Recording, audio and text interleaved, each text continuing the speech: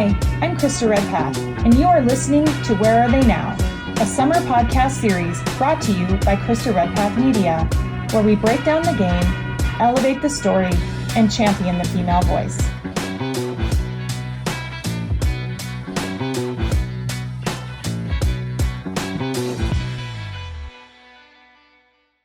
Jordan Sullivan coming up, our Where Are They Now series, presented by Ryan and Miller Law. Ryan and Miller Law, a law firm specializing in personal injury and criminal defense.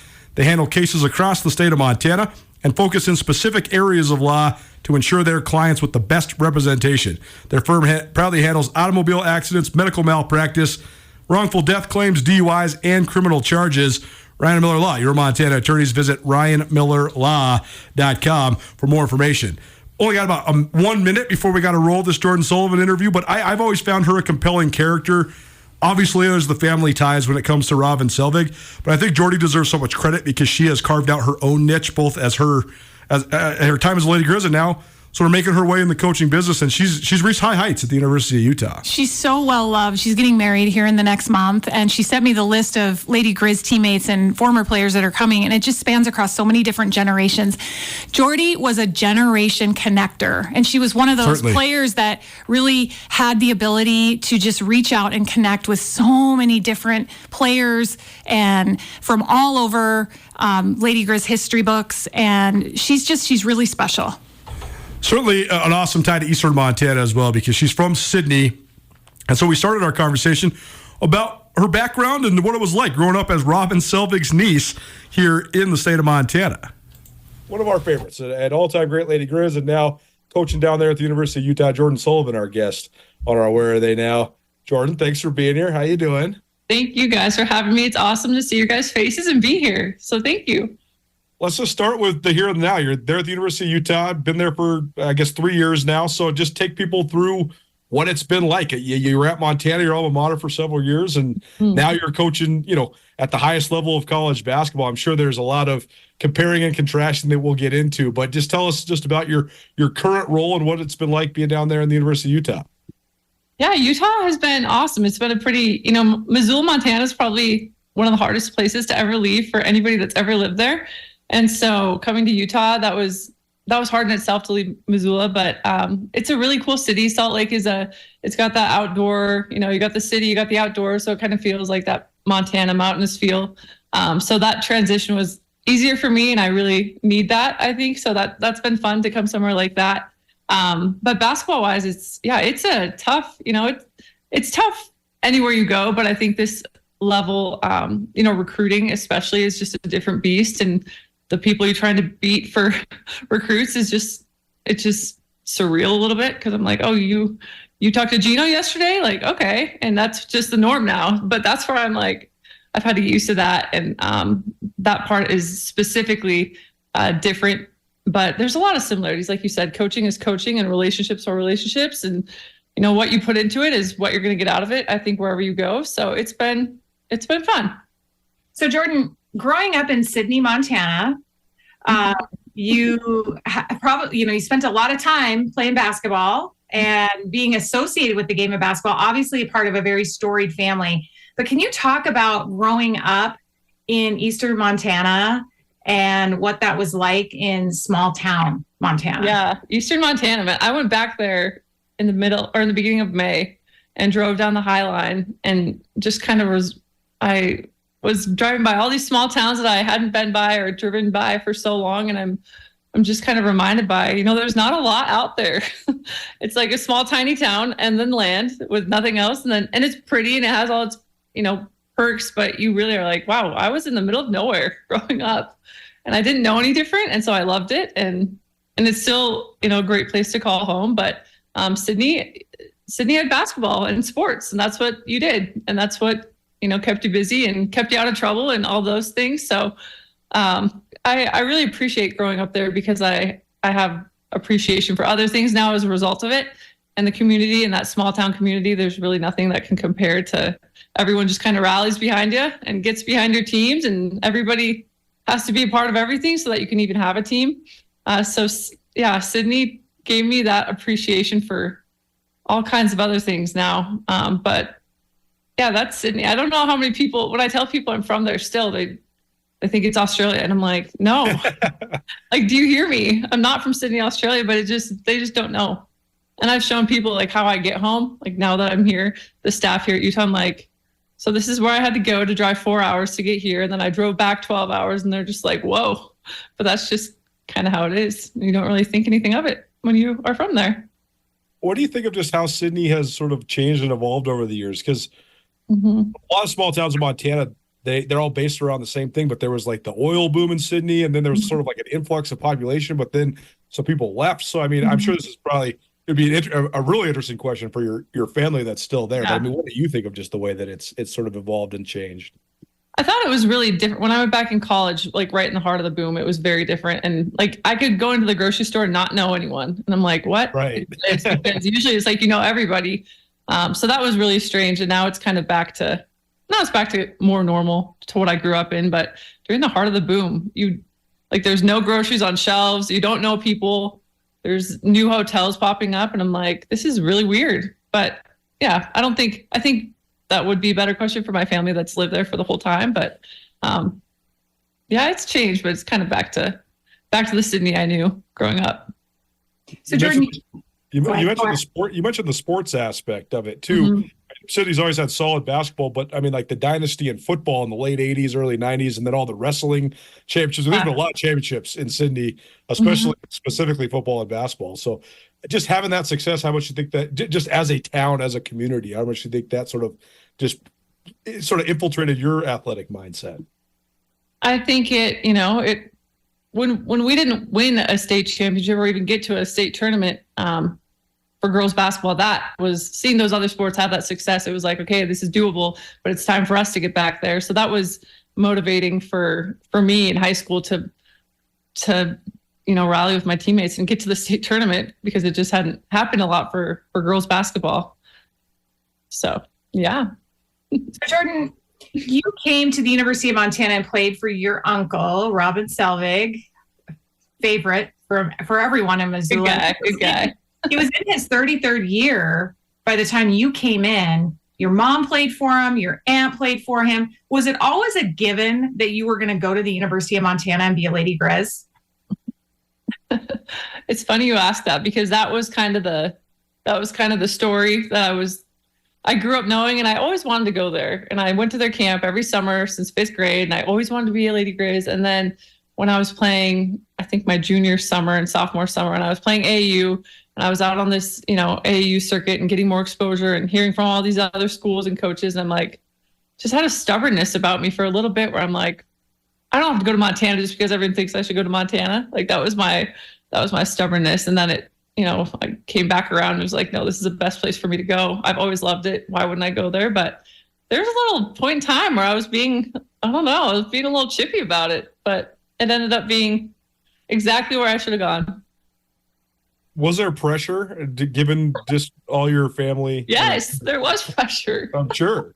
I mean, I remember specifically my grandpa pulled me aside and was like, you're going to lose your opportunity to go there if you don't commit there. And I'm like, well, it freaks me out a little bit, but yeah, I mean, they all knew that I loved it. So I think that the pressure came from what are you doing? You know that you want to go there. Just, you don't have to just fight it just because other people want you to go there. So, but I'll never forget my grandpa doing that. And he was never really like that. So I was like, Grandpa, he kind of scared me a little bit. And he was probably right. I probably could have lost my scholarship. So I was like, okay, I think I committed pretty shortly after. Yeah. So, Jordan, you came in as a freshman and played for the Lady Griz right away. And that year, that 2010-2011 year was amazing in that you ended up having to go to Portland State and win 3 games. And ended up in the NCAA tournament against UCLA right in Spokane. And that was incredible. I mean, just an 8-point loss, I think, is what it ended up being. But can you talk a little bit about coming in to play for the Lady Griz and then immediately being put on the floor and having such a successful year? Yeah, I think as a high schooler, you have goals and you have, your thoughts of where you're going to be on this team, but it's not till you get into it and you're in the mix of it, and it's humbling. It's not what you think, or what I thought anyway going into it. And So I had to battle, Sarah Anna every day in practice. I remember just getting my butt kicked by her every day and feeling discouraged at times and feeling like, why am I even on this team? Because she just kicked my butt every day. But that, that grind of just like, keep coming back and having those players that were older than me that could push me so hard and keep me going. That's why I found any time on the floor, because I was pushed so hard in practice every day. And then it was, there were some games where it's like, I think I played 2 minutes and I didn't play much, and that was how it went. And then there were games where I was needed to play a little bit more and scrap a little bit more. And that's just, you just kind of have to adapt and adjust to what and when you're needed and be ready for it. So that freshman year was really fun though, because we had to kind of find our identity late in the year. That's when we kind of found, what we could do and really played our best basketball at the right time. And so we went into that tournament. And I think now as a coach and just being out of it for 10 years, I'm like, that was really hard to do. Harder than I thought then. When I was in high school, I was just like, oh yeah, Lady Griz, like they always win. So I want to go there, we'll win, and you're like, no, it's not that easy at all. So that was, that freshman year in that tournament, making that run at Portland State and going to the NCAA tournament's one of my favorite memories in college because of all that, it really was a Cinderella story kind of feel. And I know when I played for the Lady Griz, I had such a great relationship with the seniors when I was a freshman, Carla Beatty, Malia Kipp, Sherry Brooks. And so I look at the senior leadership for you, Sarah Anna, Stephanie Stender. Those are real good friends of yours, but the impact that they had on your years, even after your freshman year. Yeah, they did. They set the tone. And I think that's really important when you come in young to a program, is to get that, what is this supposed to be like? And then that's what you want your team to be like every year from there on. But they had to set the tone for us to know this is what it takes. Like, this is what you have to do to be good. And it's not easy. So Jordan, I know that after your Lady Griz career, you were accepted into law school at the University of Montana. You actually attended law school for a little stretch there before you decided that, hey, I want to coach. How about that? How about that? You deciding to make that transition and just feeling that calling for coaching. I don't know if I'm crazier for wanting to go to law school or crazier for wanting to go to coaching. There's some screws loose up here, I think. But yeah, it's so funny. You think like you get done with school, and I was playing basketball for a little bit after, but I was just like, I need to start my career. I need to get going. Like, what am I going to do? And law school was something that I thought about. And so I by the graces of God, got into law school and had 3 weeks of it under my belt before Shannon was like, hey, we got an opening. That's when Katie Faulkner now took that job at Oregon State. And so the new director of ops position that just started at U of M was open. And I'm like, I just remember feeling so weird going to campus every day and not going to the gym. Like, I just hated that feeling. And so after a long weekend of a lot of conversation, I came in Monday and I'm like, all right, I'm out of here. I remember those conversations. I had one with you. They were hard. Yeah, that's right. I know. But yeah, it's kind of I like to share that story sometimes with players now that think they have to go figure it out after college. And I'm like, trust me, like, you might think that you want to do something and it's completely different than what you end up doing. So just don't stress out too much. I want to talk a little bit more about the time with the Lady Griz that got you then into this, because you had such a strong contingent of Montana flavor on that team, which was always a trademark of Robin Selvig's teams. But particularly with you guys, you guys had a lot of gals that had played even before Lady Griz and then throughout your Lady Griz career as well. So just having so much familiarity with each other and also just having so many battles, even going back to your high school AAU days. I mean, how much do you think that impacted your guys' ability to have success together? Well, I think it started with just wanting to play together longer, after having the teams that played together and all those different players that had a taste of it and what could be. We were familiar with each other and knew that, oh, those girls are really good. I could play with them in college. Like, we could be really good together. And so that recruiting process of it all kind of helped. And then getting into college, you are familiar. And there's something with, just knowing each other. That's such a big part of it, is the chemistry that you have off the court and the being able to give each other a hard time and have tough conversations, and all those things lead into the camaraderie that you need and the chemistry that you need to be a good basketball team. And so I definitely think, there's something special about seeing all the teams before us have all these really good Montana basketball players, and then having pride and wanting to be a part of that was such a big part of wanting to go to Montana and keep that tradition alive. Krista, you're one of those. That is just, it really makes my heart happy, Jordan, to hear that. I also look at your relationship with your cousin Carly and getting to play with her. I mean, the Glendive product, but your best friends, your cousins, you get a chance to play with your cousin and have a lot of success. Talk about getting a chance to play with Carly at the college level. No, we had to go head to head our whole high school, and it was like the Jordy Carly rivalry for Glendive and Sydney. That we just never heard the end of it either. So it was just like being kind of pitted against each other our whole life when we didn't really even want to be, but that's just the storyline that everyone ran with. It was really fun to find, like, Carly's she was such a talented player, and I don't think she ever really knew it. Like, she never knew how talented she really was. And so getting to play with her and have her, basically take care of business for all of us if we messed up on defense, and having her right there to pick up the slack. And she played a huge role in the team all 4 years. She was just such a special player that you can't just find Carly's. Like, they're hard to come by. So it was fun to get to see her growth too after, she redshirted and graduated a year after me. So getting to see her grow too, like from the outside of it, was really a special part, because we've just been playing against each other since we were in the driveway at our aunt and uncle's house, like at Easter, fighting and all those things. So it is a really unique story that when I think about it, I'm like, we're really lucky and really blessed that we've gotten the time together that we've gotten. And part of your family history, obviously with the Selvig name, but getting a chance to play for your uncle. And I know that he's a mentor to you in all avenues of your life, but talk about how the relationship with Uncle Rob went to Coach Rob, and how that evolved during your playing years. It's funny because Rob was so busy all the time growing up, and we had, the Selvig family had big get-togethers for holidays, but Rob couldn't really come that much. And so I knew Rob more as, the Lady Griz uncle that I saw at camp every summer, and I got to go to his house and stay there and go to his pool. And that was like my biggest thing, is like, oh, I get to go to Rob's pool. Like, camp is cool, but we get to go to the pool before.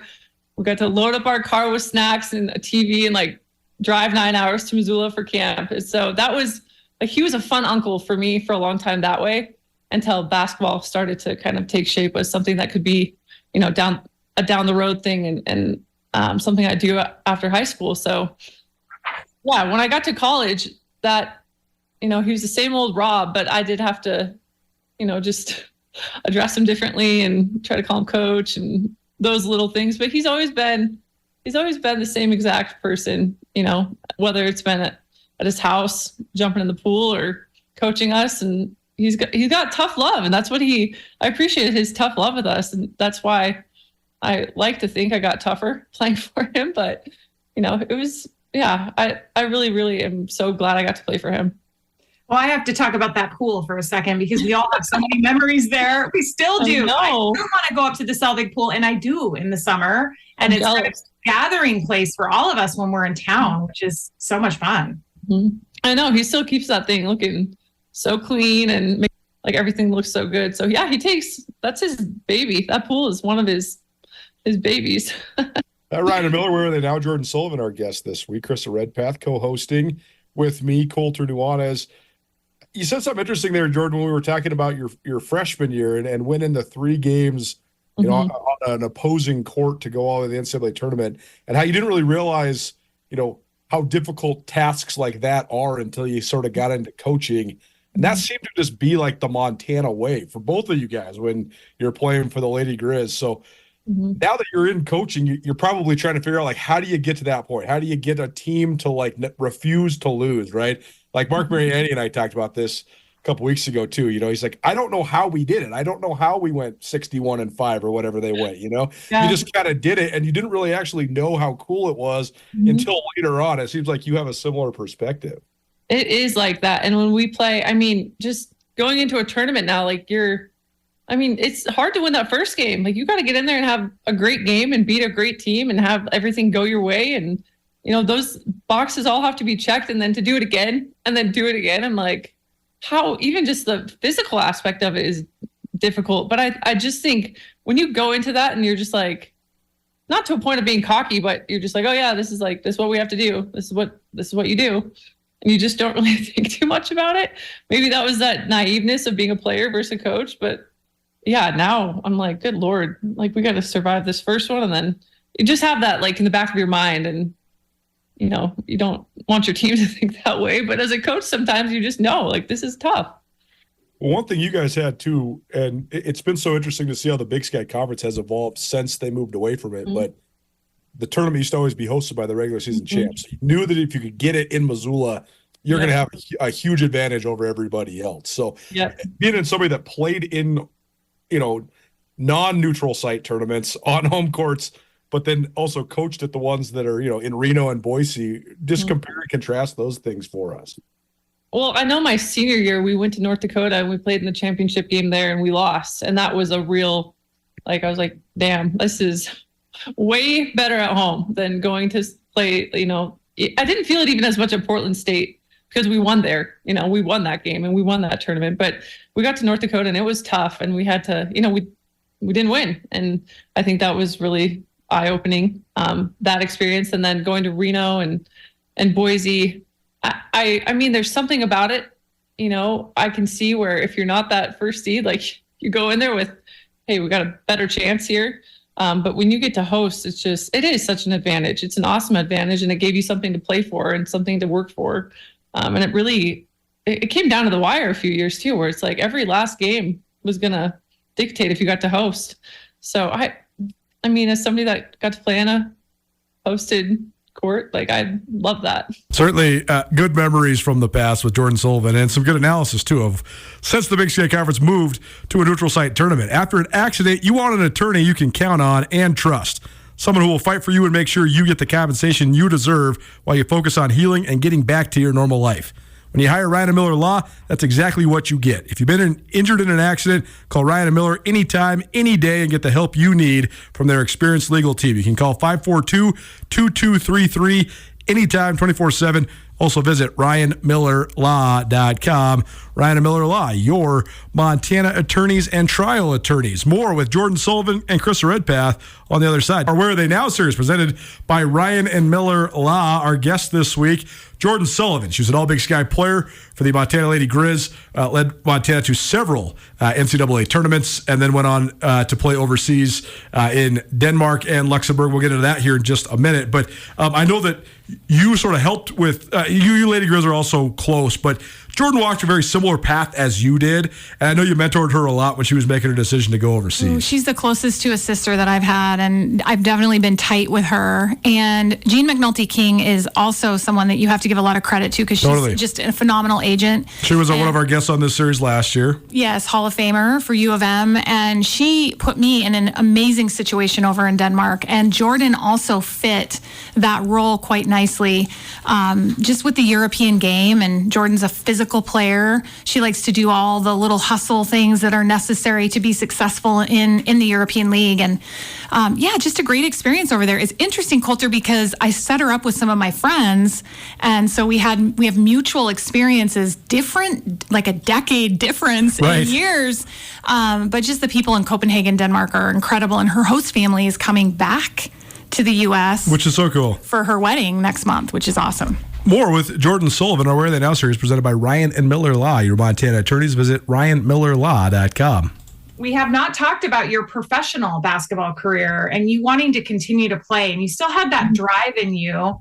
I was pushing for you to go to Denmark because that's where I played, and just looking at your career and signing with Jean McNulty King, which is who a lot of us look to for guidance. But you certainly found a great situation in Copenhagen, Denmark. Yeah, I was very lucky to get, Jean helped me find that spot. And then knowing you that played there and could give me some advice and talk about your own experience, so I knew what was coming. It was really, I really wish I would have done it longer. Like, that's one thing I wish I would have played longer. And I tell players now, like, if you're even thinking about it, go do it. And if you're still kind of on the fence, keep doing it, because you can't get those days back. And it's way harder to get out and then try to get back into it than just going straight into it. But I loved Copenhagen, and it was really like leaving Montana for the first time ever, and then going to Copenhagen where they're, speaking little English, and it's a huge city I'm trying to navigate. It was so good for me to have to go be independent, and it was really hard. And I had some tough days. I remember like calling you and be like, this is really hard. But, as you get over that hump, you like realize what an awesome opportunity it is to go and play a sport in another country and get paid to do it. It's just like, haven't done it since. So I'm really grateful for that opportunity. Culturally, what was the most interesting part about Denmark? What was something that was different than maybe you didn't expect? Okay, here's something. When I first got there, they're like, we'll have a bike for you. And I'm like, okay, great. Like, I know how to ride a bike. Like, I can get around on a bike. But it was like the Tour de France out there. And I'm just like in these packs of bikes. The very first day I'm like biking to practice. And I just like got caught up in this big group of bikes and crashed. Oh, no. And I was just like, oh, I'm not doing that anymore. Because I'm like, yeah, I can bike. I know how to bike, but that's not what you do in Missoula, is just go in a pack of like 30 bikes and just dog eat dog kind of thing. So after that, I literally didn't care if I had to walk like 6 miles. I'm like, nope, I'll walk. I'll walk. I'll leave earlier because I'm not going to another bike crash. So that's different. It's so interesting. I played at Virum, which you're very familiar with, in Copenhagen or north of Copenhagen. And I'd have to go up to a gym that was about a mile north to coach. And I would jog up there, and people would look at me and say, what's wrong? Why are you running? Like, I might be out for a run, but people don't go for runs in neighborhoods in Denmark. It was more of an alert, like, what are you running from? Are you in trouble? Are you okay? It's just so interesting, just the different cultures. I also remember, like, I'd get on the bus sometimes to go, take the bus from point A to point B, and then you'd have to walk the rest of the way. But I would go in my basketball gear because we're going to practice. So I'd just be in my sweats and like look really grungy, just ready for basketball. I didn't care. Then I'd like put myself together, and everyone on the bus would just stare at me. And I'm like, I'm going to basketball practice, but they're all always like dressed to the nines and dressed so nicely. So I always stuck out like a sore thumb that way. And Jordan, like, I bet by the end of your years, you were dressing differently because I know that I was wearing tights and dresses and skirts more often over there towards the end. That was the norm. People would come to practice in like skirts and stuff. And I'm like, oh, whatever. I'm not doing that. I remember one FaceTime conversation we had. I have to bring this up because Facebook reminds me, and I love that about Facebook. But September 27th, 2014, it was the day after your first game. You had 16 points, 8 rebounds, 3 assists, and 4 steals, and you won. And I just remember that. And I took a picture of our FaceTime. But I mean, you had a lot of success. You guys went far in the Cup championship, and you just had a good run over there, and you stayed for two seasons. I was in Denmark just for the one, and then I went to Luxembourg. Mm-hmm. That's right. Okay. Yeah. But I hurt my knee at the end of that Danish season. We were doing well. And then I remember I hurt my knee and I missed the finals or something, but it was a different style of basketball. So that was, a good thing to add to the whole experience of playing. But yeah, Denmark. Actually, my host family is coming to our wedding this summer from Denmark. So that's like, honestly, out of all the, anything living in Denmark and playing basketball in Denmark, like that's the coolest thing that could ever happen and come from it is they're going to come now to the United States and come to our wedding. So super, super excited. I haven't seen them since I lived there. Talk about the contrasting styles from what you played in America in college then to professionally. What were the differences between that and the other? The pace was one thing. Like we were just like sprinting the whole time, and it was like, I mean, it's not like we played super slow at Montana, but like we also like came down, set up play, like ran it, and used the shot clock, like those kind of things. But it was just like, I think it was a shorter shot clock. And it was just like, go, go, go, go. And if I wasn't just sprinting, my coach was just like, sprint. And he would always call me the Jordan, sprint the Jordan. And he would say that. And I'm like, just remember like being gassed, even in warm-ups, we just sprint in warm-ups. And I'm like, this is just a warm-up. But that was definitely something, that pace. And then this is also odd, but I just remember I had to hard hedge every ball screen. And then when I went to Luxembourg, like I had a hard time breaking that habit. And they're like, why do you hedge everything? And I'm like, because I had to hard hedge like every time. And so I remember that very specifically being different too from just what I did in college. Definitely more of a business when you get to the professional level. I think it's expected you get almost 20 points, 10 rebounds a game. But I also remember, Jordan, just people ramming into the key and going just full force to the basket and people saying that's a great play. And I'm going, I don't know what, I mean, this is a foreign country, but would not be a good play in the US. And so having to adjust to that in that aggressive physicality that wasn't always graceful.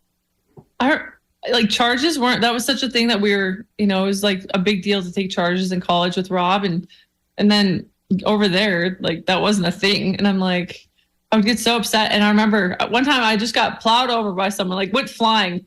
And the ref's like, that is just how she plays. I'm like, that doesn't matter. Like that's still a charge. Like I remember getting so mad, but I know there were some differences. Like there were some habits that I was taught were not good habits that we were supposed to do. So who knows? Then when you ultimately just decided to come back stateside, was it law school that brought you back, or what was the number? I mean, what were the things that just made you come back to the United States? Yeah, that was big. Like I said, just being kind of worried about, basketball was not going to make me all this money over there. It was just a great thing to go do and be able to save a little bit of money. So it was like, okay, this isn't going to be long term. So figure it out. And that's what I thought I had to do was come back. And I knew I had to take time to study to get, into law school. And then actually the process of getting in and going and deciding where to go. It just kind of psyched me out that was such a process. So I just kind of sped it up and said, I need to go start doing that now. And then I got into coaching. So yeah, that's what brought me back. And I miss my family. Like that's the part where, that's hard to be away. But, I think now I'm like, you can miss your family wherever you are. I should have done it longer. At the University of Utah this year, Jordan, you had 23 wins, and a huge part of that was the play of Alyssa Peely, who it's just been so fun to watch her explode in the WNBA for the Minnesota Lynx. I mean, right now they're 6-2 and first in the West, and it's been fun to watch her. Utah All-American, fastest player to score 1,000 points, and I mean, just there's so many different stats. She averaged over 20 points a game, but I think more than anything, she's been an inspiration to the Samoan and Alaskan culture that has just been huge for youth, Indigenous youth. But can you talk a little bit about coaching a player at that level and then watching her excel in the WNBA? Yeah, I remember watching her in high school at an AU tournament and like, who is that girl? And she was a junior in high school, and I knew she was getting recruited by everyone in the country, and she was just a phenom then. So getting to see her then, and then kind of, it's not like I coached against her the first couple of years, but then she had just committed to Utah, like right before I got the job here. And so I was like, she's awesome. Like I remember her, she's a really good player. I've kind of lost track of her a little bit when she had her first couple of years of college. But she worked so hard she came to Utah and was committed to getting herself back in really good shape, worked her butt off to do that so she could be, get back to what she was capable of. And her footwork and some of her skills that she has developed, like from a young age, I just haven't seen anything like it. And what she's been able to do, on her own, and then coming here and just elevating her skill set to be more versatile and a whole well-rounded player. There's things like, I don't even know how she learned. Like, where did you get that? And she just played against the boys her whole life, played football, like did some things that really shaped her to be different. And she's different. Like she's different than anyone I've ever coached against. And then the other part that you're talking about, just her inspiration, how she inspires young people. Like when we would go play at other places, I'm not kidding. Like the crowds that would stick around to meet her after the games. Usually I'd be in the locker room, like get out to the bus, but once in a while I'd have somebody to come say hi to. And so I'd see that. And I was just like, it must be the closest thing I've ever seen to a celebrity, like real life, like right there, because people were just like begging for pictures, wanting a signature, like wanting her autograph. And just, it was incredible to witness that. And so a couple of times I'm like, now that I see this, I'm sticking around to see it again, the next place we go, because it's just so, I mean, how does that not pull something out of you emotionally to see like this really, like you're impacting people like this, how but it's what you don't know. Like the people that aren't here, like you're impacting so many people that you don't even understand you're impacting. And that's what this is all about. And so getting to see that up close and personal, I'm so proud of her. And she's, she had a breakout game the other night and for the Lynx. And I know it's been, she's not there playing. Like for us, she barely came off the floor, and that's not how it is right now for her. And so she's learning to go through that process and keep grinding it out. Like your time's going to come, your number's going to get called. And then it did the other night, and she had 20 points in 15 minutes and had a phenomenal game. So just having that kind of leadership, for young women and for our program and for fans and all the people, I'm just I feel lucky that I got to be anywhere close to it and see it. It's certainly been a different buzz this year for the WNBA. It has, I feel like the level of excitement has really just exploded over this last year. In some ways, it's something I've always known. It's what you've known as well, Jordan, but we call it the Caitlin Clark movement, or I'm calling it that, because I do feel as if her contributions to the game have been huge in her time at Iowa. But, now I'm watching Angel Reese, I'm watching Cameron Brink, I'm watching all these players just really own it and just enjoy that spotlight. But can you talk a little bit about that side of it and what you see from your perspective? Yeah, I think the Caitlin Clark effect, it's like it or not, like that's what it is. And she's doing so much for the game. And I know everyone has different opinions about Caitlin Clark, but it's like, no matter what you think, you can't deny what she's doing for the game. And if you love her, you're watching her. And if you don't like her, you're still watching her. So it's been fun to be in the thick of it when it's really just expanding and becoming just a normal thing for people to put on in their homes and pull up the TV. Like people talk about it, people watch it. And even myself, like the last couple of years, like I've watched more WNBA than I ever have. Like I'll admit that. But it's like normal conversation with people that just it hasn't been before. So it's super exciting to know that women's sports and women's basketball are just on the rise, and that's where they should be. So it's fun to get to, be in it. It's interesting to the juxtaposition because women's basketball has risen to its highest heights the last couple of years. But then you're there at a Power 5 school at Utah, and the world of college athletics continues to evolve, and so much of it's driven by football and realignment, and now Utah's on the move. So what's it been like being, part of a sport that has such stability and is rising so much, but then also part of this environment where nobody really knows what's going to happen? I mean, obviously it's good things for Utah ahead, but I mean, there is just a lot of sort of uncertainty around all of it. I mean, I think for me, I'm like, here I am 2 years in, finally like figuring out the conference and figuring out some things. And then, we're going to the Big 12 now. And it's not like we could really predict that. It's not like anybody could just predict what was going to happen and prepare for it, really. So I think you just go with it. You just kind of don't know what you don't know and prepare the same way. You prepare your team and you recruit people the same way and try to stick to your core values and all of it, and just get ready to, hey, we're going to the Big 12. It's going to be, there's going to be some unknowns, but we are who we are, and we just got to keep being who we are. And what changes around us, you can't control it. So you got to stick to those things, and stay positive through it all, because there's a lot of people going through it and no one can really do anything about it. So what kind of approach do you want to have with it? Positive, or do you want to be negative? Like, that's just kind of the choice that we have. More with Jordan Sullivan, our Where Are They Now series presented by Ryan and Miller Law right after this. We'll finish up our Where Are They Now series. Jordan Sullivan, our guest, a all-time great Lady Griz player and now an assistant coach at the University of Utah. Our Where Are They Now series presented all summer long by Ryan and Miller Law. At Ryan and Miller, Paul Ryan and Angie Miller truly care about their clients and their community. It's important to their firm that they can support local Montanans and surrounding communities. Every year they find ways to give back to this community and to support the city of Missoula and Western Montana. Their list of giving is over 100 organizations. More with Jordan Sullivan right now.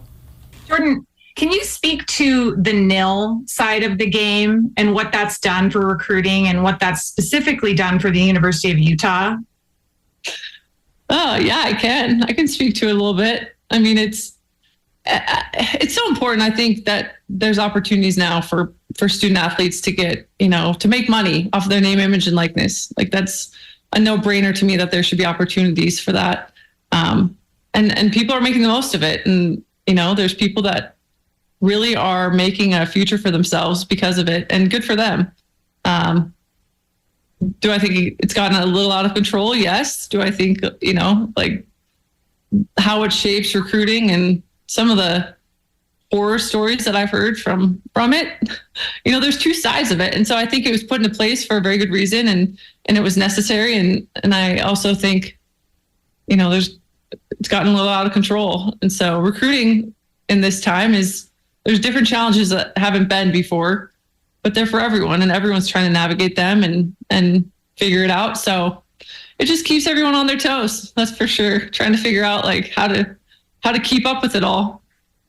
I do think the trajectory of the game has changed and shifted, but I look at someone like you that is so relationship oriented, and that has been how you have been all along. To know you is to love you, Jordan. And actually, I took that from your husband, because he put that on your happy birthday Instagram. Almost husband, Krista. Not yet. Oh, yeah. Geez, I still time. That means you have hope for us to really follow through. Well, isn't it coming back to that though, Jordan, now where we've come full circle in a way where it just comes down to relationships? You're re-recruiting your roster every single year now. It's a fact about college sports. It's a fact about basketball in general. And so I look at a coach like you and a person like you that focuses on those relationships, and that becomes even more of a factor as you try to retain players and attract the right kind of player to the University of Utah. Yeah, I think the relationship piece is why I got into it. It's what I loved about, my college experience and playing for Rob. He was so relational, and that's why everyone still has a relationship with him years after playing for him. And I was so inspired by that. And that was so much of why I wanted to do it, that I do have to, it can get so